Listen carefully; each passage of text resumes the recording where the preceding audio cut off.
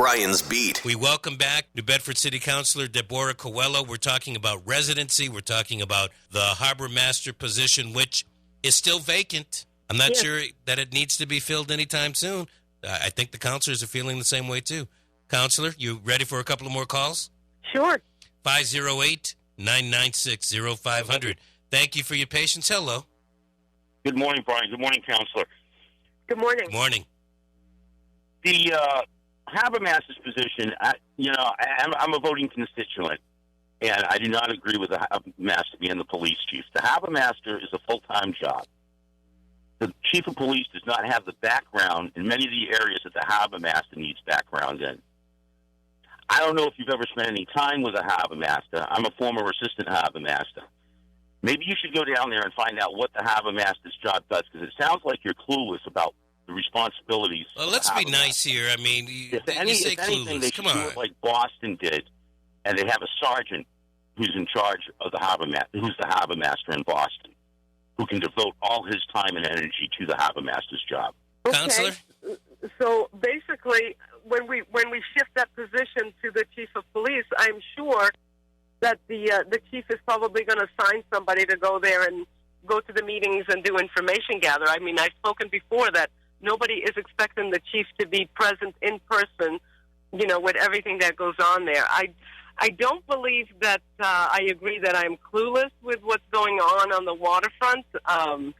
I can trace you back through the history of the waterfront, dating back as far as I can remember as a young girl in the 80s.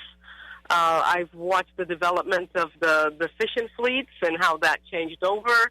I've watched the development of the harbor bringing in, all these cargoes that comes in. And Counselor, only because of time. I understand, but I'm going to say this quickly and get on to the next call. Maybe it's an opportunity as a counselor for you and on your own to go down there and see what happens on a day-to-day basis, 1 or 2 days, and then maybe you have the same thought process. Maybe you have a different one. Hello. Hi. Good morning, Brian.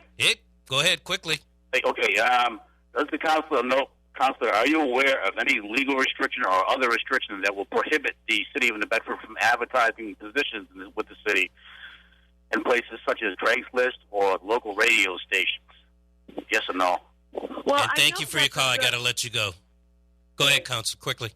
Well, I know that we are subject to following we're under state law of what we have to advertise. I know we follow that down to a T.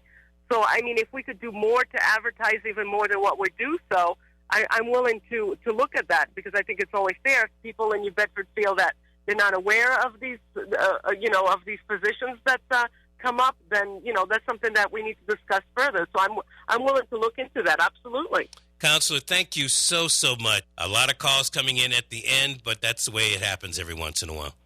Well, thank you for the opportunity. I'm always here on behalf of my city for my constituents. Thank you. Brian's Beat.